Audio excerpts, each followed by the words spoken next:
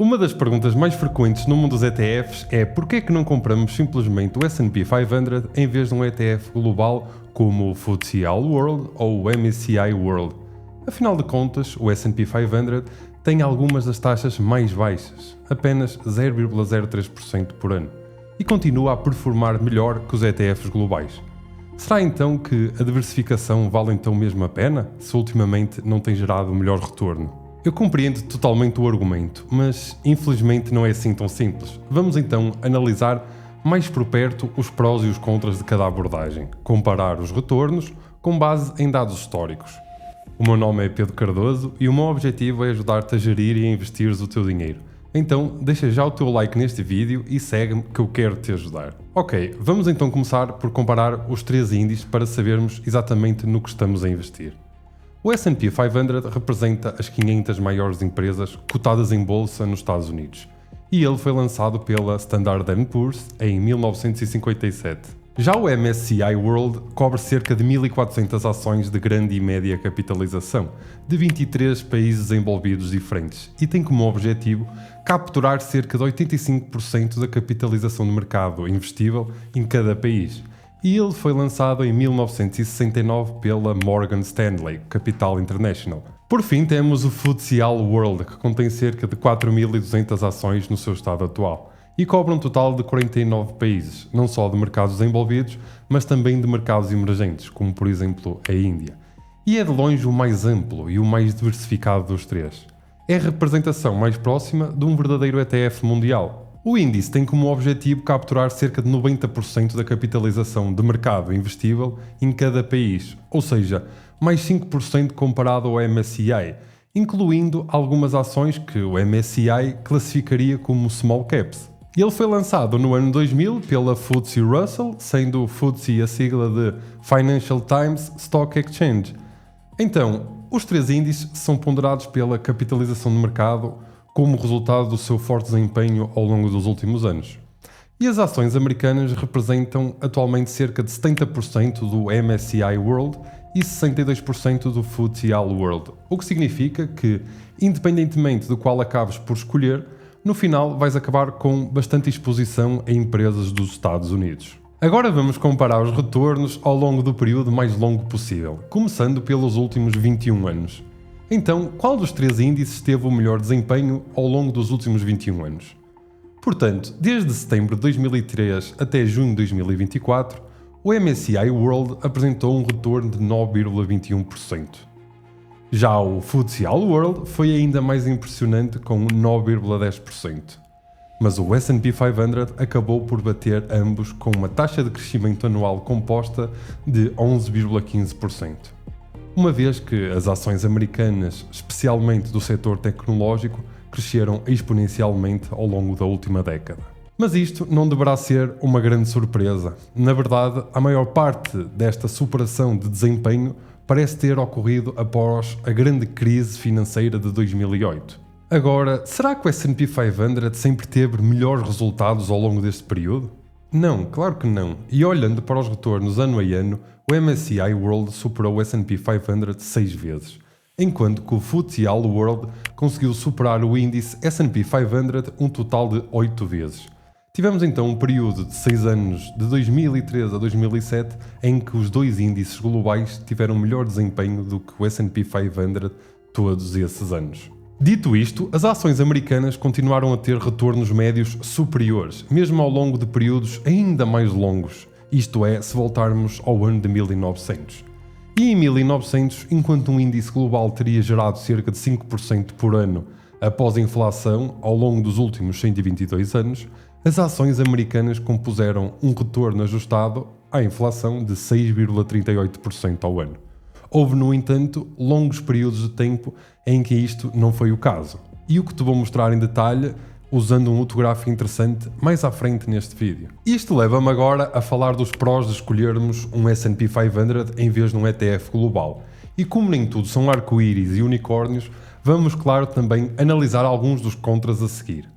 Primeiro, as comissões. Os ETFs do S&P 500 têm comissões significativamente mais baixas, descendo até apenas 0,03% ao ano, como o SPDR S&P 500. Em comparação, os ETFs MSCI World e FTSE All World mais baratos têm taxas de despesa total entre 0,12% e 0,15% ao ano. Em segundo lugar, como acabamos de discutir no capítulo anterior, as ações americanas superaram historicamente um MSCI World em média quando olhamos para os últimos 100 ou mais anos. Então, a história vai repetir-se no futuro? Não há forma de saber, mesmo assim, compreendo totalmente quando alguém menciona isto como a razão para ficar apenas com o S&P 500. Agora vamos aos contras de investir apenas no S&P 500. O facto de as ações americanas, especialmente empresas tecnológicas de mega capitalização, como a Apple, a Nvidia, a Microsoft, a Alphabet, a Amazon, terem superado de forma tão clara ao longo da última década, pode significar que agora possamos ver um período de subdesempenho em comparação com o resto do mundo. E para provar este ponto, sabias que existiram muitos períodos prolongados no passado, e estou a falar de períodos de até 40 anos, em que teria sido melhor manter um ETF MSCI World? Agora, tenho a certeza que os dois gráficos seguintes vão arrebentar com a tua cabeça. Aqui conseguimos ver o mercado acionista dos Estados Unidos comparado com o MSCI World. Um valor de 1 significa que tiveram exatamente o mesmo desempenho. Quando está acima de 1, significa que os Estados Unidos tiveram melhor desempenho. E quando está abaixo de 1, significa que o MSCI World teve um melhor desempenho. Como podes ver, desde 1970 existiram muitos períodos em que o MSCI World teve um desempenho significativamente melhor do que o mercado acionista dos Estados Unidos. E de facto, em determinado momento, em 1989, o mercado acionista dos Estados Unidos tinha apenas 52% do desempenho de um MSCI World após um período de 19 anos. Aqui conseguimos até ver um período tão longo como 41 anos, desde 1970 até 2011, em que as ações americanas subdesempenharam o MSCI World. Só em dezembro de 2011 é que o mercado acionista dos Estados Unidos começou a ganhar força e a superar significativamente. Aqui está outra perspectiva. O MSCI World esteve praticamente na liderança durante um período muito longo. E em determinado momento chegou quase a duplicar o desempenho total em comparação. Com o MSCI Estados Unidos, o que se seguiu foi uma corrida renhida, com os dois a alternarem dependendo do período de tempo que analisas. E só em novembro, dezembro de 2011 é que o mercado acionista dos Estados Unidos começou realmente a disparar em comparação ao MSCI World. O problema é que todos sofremos do viés de recência, que basicamente é darmos mais importância ao que aconteceu recentemente e ignorarmos o que aconteceu no passado mais distante. E como os retornos foram mais altos nos Estados Unidos ao longo da última década, muito mais do que em períodos anteriores no tempo, é provavelmente por isso que muitos investidores têm pensado em apostar tudo só num ETF do S&P 500, esquecendo-se completamente que ele também pode acabar por subdesempenhar um ETF global durante algumas décadas. Algo que já vimos, claro, a acontecer no passado. O segundo contra liga-se com aquilo que acabei de dizer. Não há forma de prevermos o futuro com sucesso e de saber se as empresas mais lucrativas e inovadoras vão continuar sediadas nos Estados Unidos daqui a alguns anos, ou décadas, ou mais. Ou então se vão estar localizadas noutros países, incluindo mercados emergentes promissores, como por exemplo a Índia. Tem também em mente que, devido à sua volatilidade, os ETFs de investimento de longo prazo deves ter um horizonte temporal de pelo menos 5 anos, e o ideal será mesmo 10 anos ou mais. E corres mesmo o risco de no futuro chegar a perguntar-te se tomaste a decisão certa, em focar-te em apenas num único mercado acionista nacional ou no mundo, e é provável que comeces a ter dúvidas sobre a tua estratégia, assim que vires outras regiões, como por exemplo a Europa, o Japão, mercados emergentes. E a ideia de que comprar apenas o mundo inteiro de ações é automaticamente uma forma superior de investir para oferecer mais diversificação pode parecer intuitiva, mas não é necessariamente verdadeira em todos os casos. Mais diversificação geográfica não significa, por si só, melhor diversificação económica. Muitas das empresas que compõem o S&P 500 são multinacionais globais, com receitas distribuídas por dezenas de países, o que significa que um investidor neste índice já tem uma exposição internacional indireta muito significativa. E acrescentar ações de outros países pode não reduzir o risco real de portfólio, tanto quanto se imagina. Além disso, a inclusão de mercados emergentes como segurança adicional também pode ser discutível. Embora aumentem a diversidade geográfica, estes mercados tendem a apresentar maior instabilidade política e menor proteção legal para os investidores, então contribuindo para maior risco cambial e padrões de governação corporativa menos consistentes.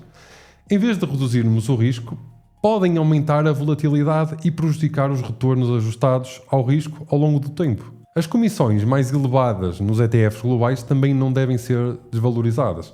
Diferenças aparentemente pequenas, como pagar 0,12% ou 0,15% em vez de 0,03%, tornam-se relevantes ao longo de vários anos, especialmente de várias décadas, sobretudo para investidores que fizeram e fazem contribuições regulares.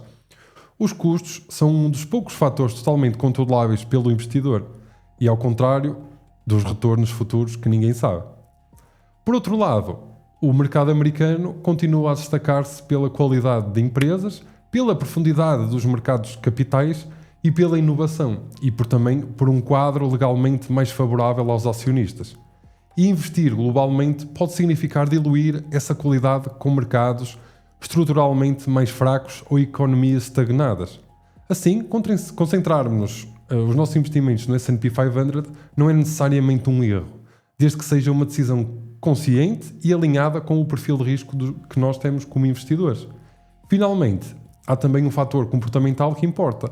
Uma estratégia só é boa se o investidor conseguir mantê-la ao longo de décadas. E um ETF global pode passar longos períodos a subperformar o mercado americano, o que aumenta a probabilidade de dúvidas e mudanças de estratégia a meio do caminho. E um investidor que consiga manter uma posição consistente num S&P 500 durante muitos anos pode acabar com melhores resultados do que alguém que abandona um ETF global num momento de frustração. Então, em suma, comprar um mundo inteiro não é automaticamente melhor, é apenas uma opção diferente. A escolha entre um ETF global e o S&P 500 não é uma questão de certo ou errado, mas de perfil de cada pessoa, convicção e capacidade de manter a estratégia no longo prazo. Sempre que tomo decisões de investimento no mercado acionista, certifico-me de que escolho apenas ETFs que estaria disposto a manter para sempre, o que significa que eles têm que estar alinhados com a minha estratégia de investimento de longo prazo. Dessa forma, nunca sou forçado a vender as minhas participações em ETFs, já que teria que realizar mais-valias tributáveis antes realmente de precisar do dinheiro, como por exemplo para mais tarde na reforma. Então, com uma comissão de apenas 0,03%, na minha opinião, o SPDR S&P 500 é atualmente o melhor ETF para cobrir o mercado acionista dos Estados Unidos. Quanto aos ETFs globais que cobrem apenas mercados desenvolvidos, os meus dois favoritos pessoais são o SPDR MSCI World e o ligeiramente mais amplo Vanguard FTSE Developed World ETF, ambos com 0,12% de comissões por ano. Por outro lado, se quiseres investir de forma mais ampla possível e incluir mercados emergentes, também tens tudo através de um único ETF. E eu aí analisaria o Invesco FTSE All World com uma comissão de 0,15%, o SPDR All Country World, que recentemente reduziu a sua comissão para 0,12%, e o ainda mais amplo SPDR MSCI All Country World Investable Market ETF, com uma taxa de despesa total de 0,17% por ano. Ok, vamos então à conclusão. É melhor comprar um S&P 500 ou um ETF global? No final do dia, a decisão é tua, afinal é o teu dinheiro, ganho com esforço, e precisas de ter confiança total no ETF que queres investir. Isso porque o futuro será sempre incerto e simplesmente não há forma de saber se as empresas mais lucrativas e mais inovadoras vão continuar sediadas nos Estados Unidos nos próximos anos e décadas, e mesmo que o mercado dos Estados Unidos tenha superado ao longo dos últimos 10 anos os ETFs globais, isso nem sempre foi o caso, como já vimos. Como viste, existiram períodos de mais de 40 anos em que o MSCI World teria tido melhor desempenho. Além disso, com uma cota anual de mercado de cerca de 70% no MSCI World e 62% no FTSE All World, ainda vais beneficiar se as ações americanas continuarem a superar. Mas também terás alguma proteção caso aconteça o oposto e outros países se tornem mais dominantes nos próximos anos e décadas. Mas como já referi, neste momento o S&P 500 é o que está a ter melhor desempenho. Agora, adorava saber a tua preferência, se estás a investir num S&P 500 ou num ETF global ou em algo completamente diferente. Diz-me nos comentários. Antes de ir embora, não te esqueças de carregar no botão do gosto, se gostaste deste vídeo, e de subscrever se ainda não o fizeste. Muito obrigado por assistires, tenham um dia maravilhoso e até ao próximo vídeo.